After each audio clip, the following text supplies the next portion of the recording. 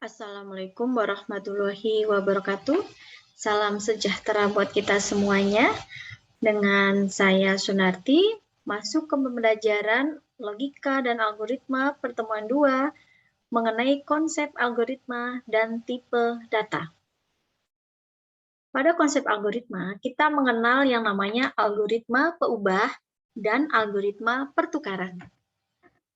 Perbedaannya adalah algoritma peubah yaitu mengenai variabel yang nilainya bukan konstanta, selalu berubah sesuai dengan kondisi variabel terkini. Bukan konstanta berarti di sini adalah nilainya bisa berubah, tidak tetap. Ya. Nah, di sini ada sintak variabel P sama dengan Q. Pada penulisan algoritma, berarti di sini variabel P diberikan tanda panah Q, yang memiliki arti bahwa nilai P diberi nilai harga nilai Q, ya. Nilai P akan sama dengan nilai Q dan nilai Q tetap. Algoritma pertukaran yaitu berfungsi mempertukarkan masing-masing isi variabel sedemikian sehingga nilai dari tiap variabel akan berubah atau bertukar. Pada variabel pertukaran ini, kita memerlukan variabel baru atau variabel tambahan.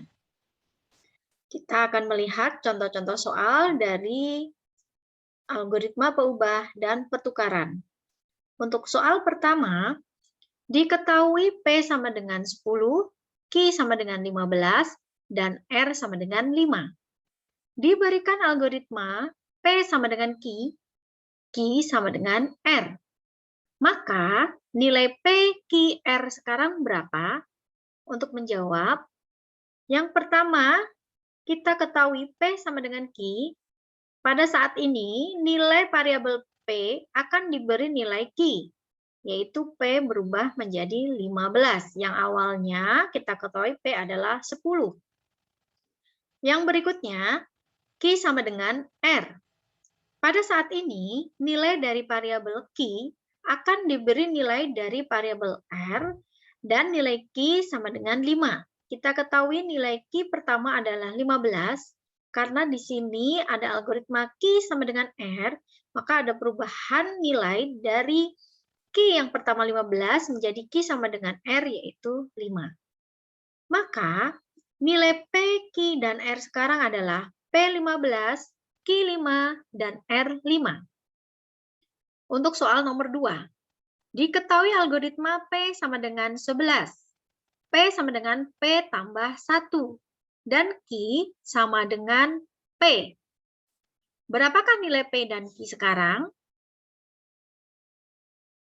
Nah, untuk menjawabnya, untuk P sama dengan P ditambah 1. Pada saat ini nilai variabel P yang baru adalah nilai dari variabel P yang lama ditambah 1. 11 ditambah 1 sama dengan 12. Nilai P yang lama itu adalah 11 karena ada penambahan algoritma P ditambah 1, 11 ditambah 1 sama dengan 12. Untuk nilai Q sama dengan P. Pada saat ini nilai dari variabel Q diberi nilai dari variabel P yang baru. Nah, untuk nilai Q sama dengan P, Q yang baru adalah sama dengan P. Nilai P sekarang berapa? Kita tentukan tadi yang sudah dilakukan proses algoritma adalah 12. Jadi nilai Q adalah 12. Maka nilai P dan Q sekarang adalah 12. Untuk yang nomor 3, diketahui 3 variabel peubah P, Q, dan R. Agar isi Q ditaruh di P, isi R ditaruh di Q, dan isi P ditaruh di R, maka algoritma yang dapat ditulis adalah, di sini kita tuliskan agar isi Q ditaruh di P, maka algoritma yang dapat ditulis adalah P diberikan nilai Q, atau P sama dengan Q. Agar isi R ditaruh di Q, maka algoritma yang dapat ditulis adalah Q diberikan nilai R, atau Q sama dengan R. Agar isi P ditaruh di R, algoritma yang dapat ditulis adalah R diberikan nilai P, atau R sama dengan P.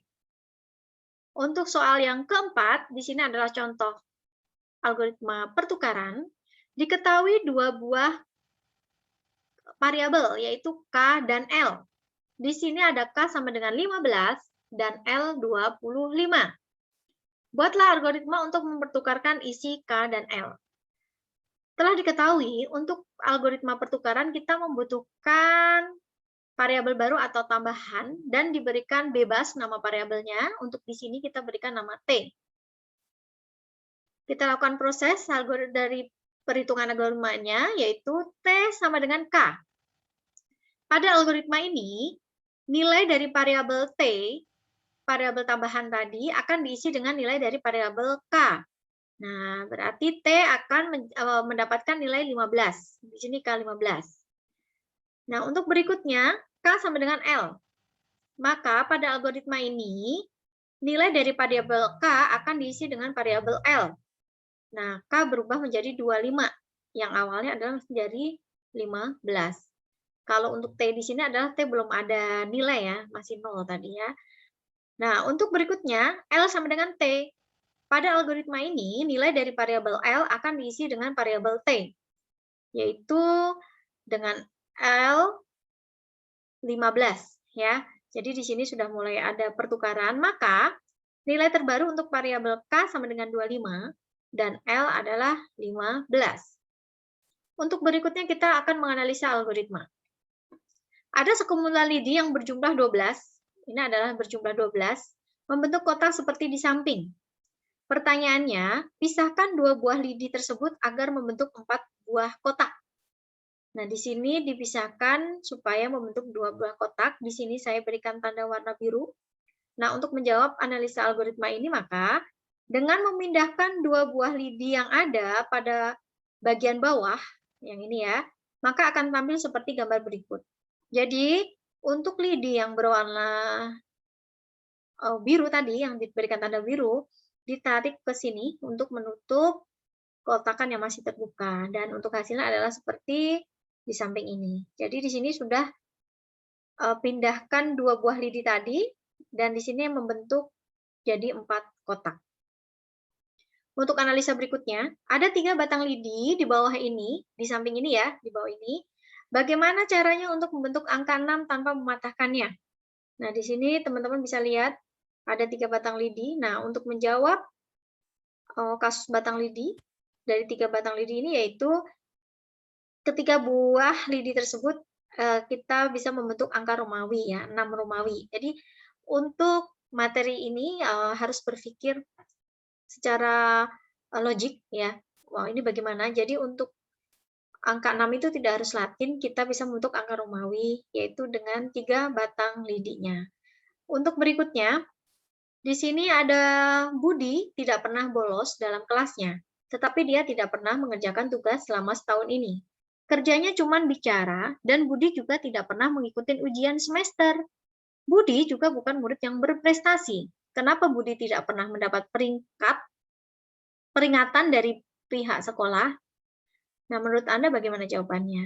Nah, di sini jawabannya adalah karena Budi adalah seorang guru, di mana Budi tidak pernah mengerjakan tugas, namun membuat tugas.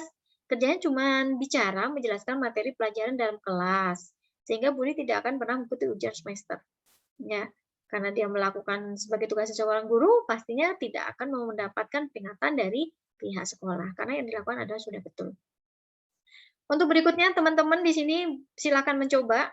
Di sini ada garis, berapa banyak garis minimal untuk menutup seluruh titik-titik yang ada di bawah ini dengan syarat bahwa untuk membuat garis tersebut tidak boleh terputus. Jadi teman-teman bisa mencoba membuat garis dengan tidak terputus ya, dari A, B, sampai dengan D. Silakan dicoba teman-teman. Untuk berikutnya, di sini ada algoritma pertukaran isi bejana. Dan tadi untuk pertukaran teman-teman harus mengingat, yaitu kita membutuhkan variabel baru. Untuk percobaan ini, kita lihat prosesnya. Ini adalah ada bejana A warna merah, ada bejana B warna biru. Dan di sini dibutuhkan bejana baru, yaitu bejana C. Untuk prosesnya, di sini adalah supaya tertukar dari biru ke A, merah ke B, berarti kita perlu menuang dulu ya. Di sini bejana A dituang ke C, kalau sudah dituang, dipindahkan B ke A, dan prosesnya sehingga akan menghasilkan proses akhirnya adalah biru di bejana A, merah ada bejana B. Jadi di sini proses pertukaran ini membutuhkan variabel baru ya. Seperti itu. Oke, untuk selanjutnya kita bahas adalah tipe data pada Python. Perlu diketahui tipe data, contohnya di sini ada boolean, di sini mempunyai dua nilai, true bernilai 1 dan false bernilai 0.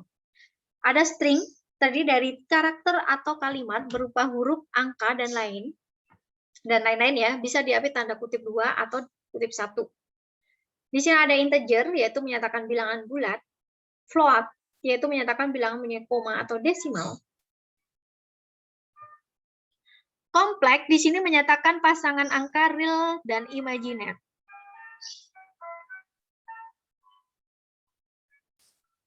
Untuk list di sini adalah data unten yang menyimpan berbagai tipe data, isinya dapat berubah ya.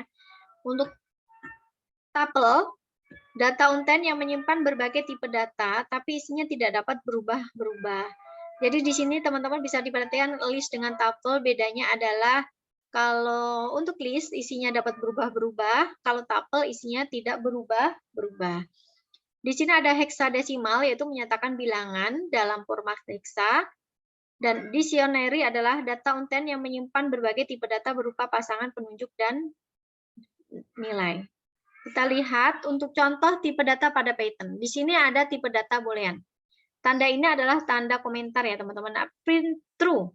Nah, hasilnya ketika di running adalah true. Print itu artinya mencetak. Tipe data string. Nah, di sini ada tanda kutipnya tadi. Belajar Python menyenangkan.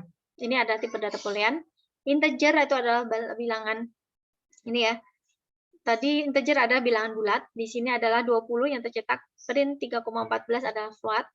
Dan di sini adalah kompleks, yaitu tadi bilangan yang menyatakan pasangan angka real dan imajiner. Nah, di sini untuk tipe data list adalah sebuah array yang berisi kumpulan tipe yang tidak sejenis. Di sini kumpulan tipe yang tidak sejenis di sini artinya bisa berbagai jenis gabungan tipe data. Ya, kita lihat di sini untuk list tandanya adalah menggunakan tanda siku. Di sini adalah ada string. Ya, tanda string belajar Python di UPSI. Kampus UPSI, angka. Nah, di sini yang dimaksudnya list itu ada tipe data yang tidak sejenis, bisa banyak jenis ya. Ada belajar, ada string, ada integer, ada float, true itu adalah boolean. Dan ketika dicetak adalah hasil seperti di samping. Ya, cetak yang pertama kata belajar Python di kampus UPSI. Kata 10, 50, 100, 1000 dan seterusnya. Kita bahas berikutnya adalah tipe data tuple. Tipe data tuple hampir sama dengan list, perbedaan anggotanya tidak bisa diubah setelah dideklarasikan. Tuple menggunakan kurung biasa dan dipisahkan dengan koma untuk anggotanya. Ini adalah untuk strukturnya tuple ya. Jadi di sini perbedaannya hanya di kurung, di tanda kurungnya. Oke, baik, ketika dicetak hasilnya adalah cetak yang kata berarti belajar Python di UPSI ya. Di sini seperti ini tanda kurungnya saja yang membedakan tuple dan list. Sekarang ke tipe data dictionary.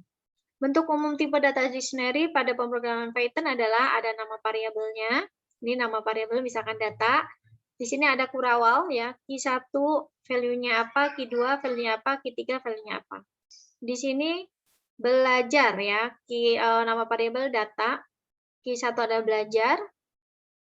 Ya, di sini terus ada di sini C++, Python dan seterusnya sampai dicetak datanya. Dan hasil runningnya adalah seperti ini. Nanti teman-teman bisa mencoba di dalam pemrograman Python-nya.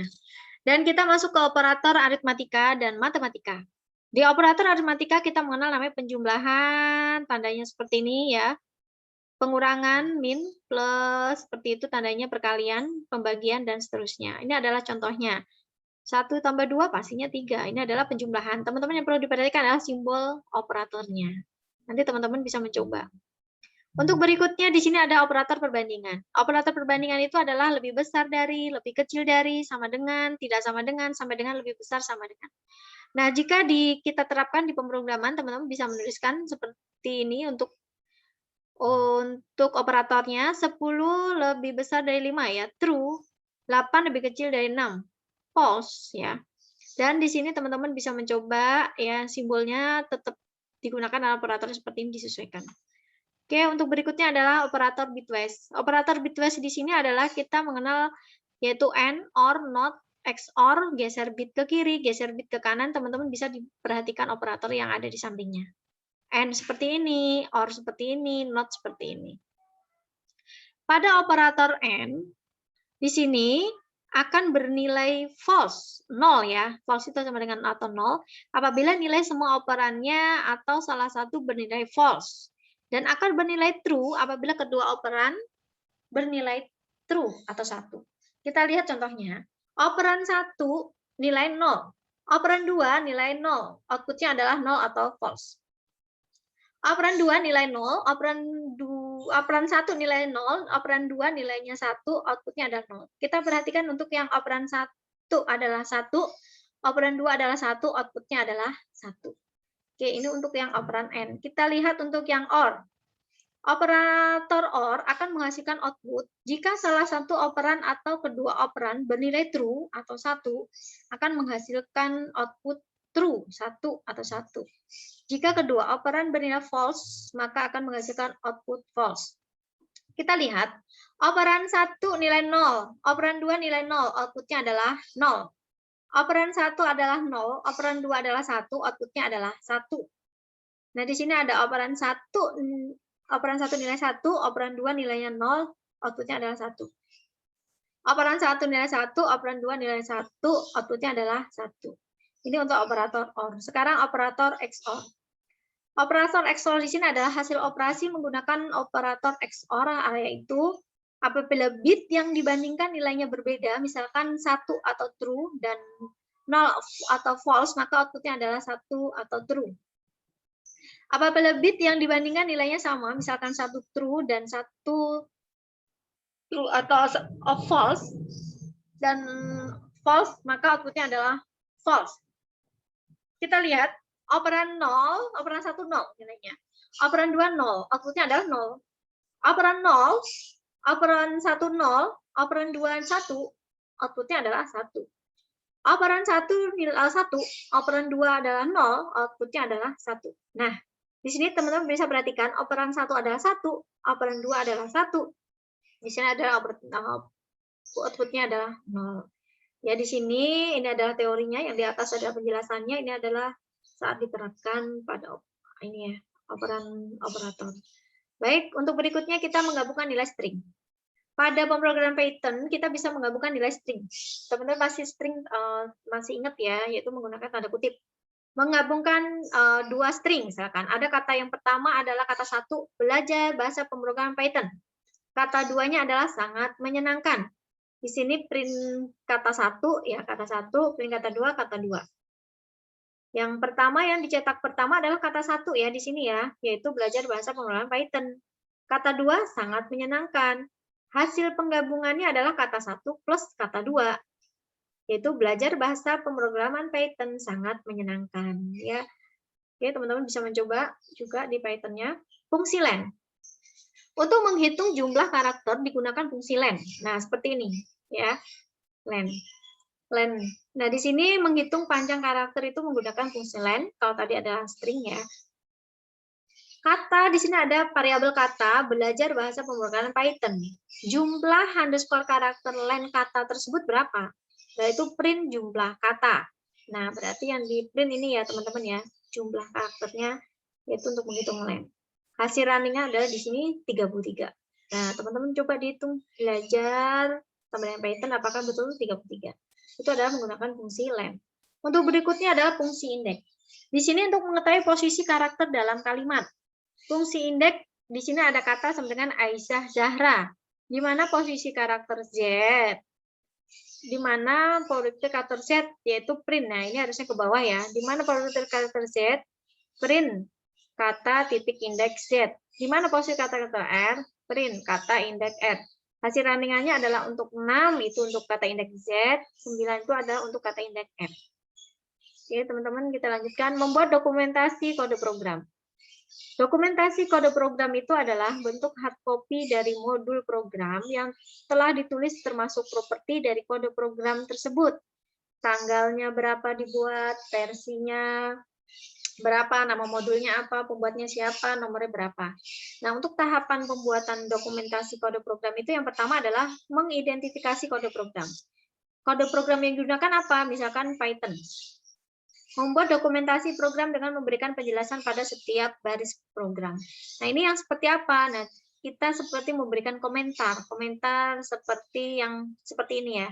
Fungsi indeks, supaya tahu ini ada fungsi indeks. Terus di sini komentar kembali, di mana posisi karakter Z. Nah, ini adalah contoh-contoh komentar.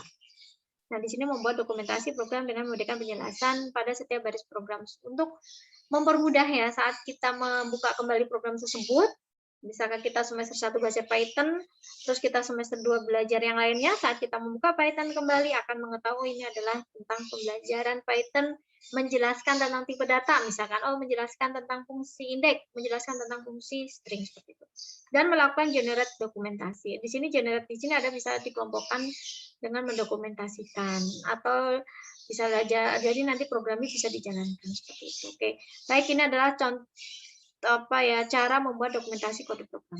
Di sini ada soal cerita. Kita melakukan analisa sebuah algoritma ya. Ibu pergi ke pasar membeli telur sebanyak 5 kg untuk membuat kue. Harga 1 kg telur adalah 26.000 per kilogram. Untuk pergi ke pasar, ibu harus naik angkot PP pulang pergi dengan tarif 3.500 sekali naik angkot. Pertanyaan, berapakah sisa uang jika ibu membawa uang sebesar 200.000? Nah, di sini kita perlu mengidentifikasi masalah terlebih dahulu. Yang pertama, yang sebagai inputan apa? Yaitu berat telur, BRT. Ini adalah tipe data ya. Tipe apa? Nah, variabel. Maaf, ini variabelnya BRT. Misalkan mau diganti yang lain boleh, bisa A, B, atau seterusnya. Harga telur, HRG. Transport, ongkos. Uang ibu adalah uang, yaitu sebanyaknya tadi. Nah, outputnya adalah sisa uang, yaitu sisa. Nah, di sini teman-teman bisa membuat dengan bahasa pemrograman Python. Nah, untuk kasus ini, jawabannya di sini adalah beratnya berapa? Teman-teman mengenal tipe data integer. Integer itu adalah tipe data yang bulat ya, untuk kali bulat. Di sini tipe data bulat kenapa? Karena kan berhubungan dengan uang itu jarang koma ya. Kalau koma biasanya perhitungan. Nah, berarti di sini teman-teman menggunakan integer, input, masukkan berat telurnya berapa, diketahui berapa harganya, ongkosnya ada perhitungan karena PP, ada saldonya 200.000, berarti bayar telur harga kali berat. Nah, ini yang dicetak adalah belanja telur, yaitu bayar telur. Ya, di sini ada perhitungan tadi. Kita cetak ongkos pulang pergi, yaitu ongkosnya berapa, totalnya berapa, bayar telur ditambah ongkos. Kita print total pengeluaran, yaitu dari totalnya tadi, print total, sisa saldo, yaitu saldo dikurangi total, ada perhitungan di sini, printnya jumlah uang, yaitu saldonya tinggal berapa, sisa saldonya berapa. Nah, untuk hasil runningannya adalah, misalkan dimasukkan sebanyak 4 ya, 4 kilo, berarti beli 4 kilo telurnya, berarti ada penjumlahan 4 dikalikan harga. Nih, berat ya, berat dikalikan harga, bayar telur. Di sini ada perhitungan belanja telurnya. Di sini ongkos pulangnya di sini 2 kali PP ya tadi ya, yaitu 3.500 kali 2. Total pengeluarannya berarti ini ditambah ya, belanja telur dengan ongkos di total. Jumlah uangnya tadi berapa? 200.000. Sisa saldonya ada pengurangan yaitu 89.000. Itu untuk jawaban soal yang pertama. Dan ini adalah untuk soal cerita yang kedua, teman-teman bisa mencoba untuk kasus ini dengan menggunakan bahasa Python. Ya, silakan mencoba. Semoga bermanfaat untuk materi konsep, algoritma, dan tipe data. Baik ya, cukup sekian. Wassalamualaikum warahmatullahi wabarakatuh. Salam sehat dan sukses selalu.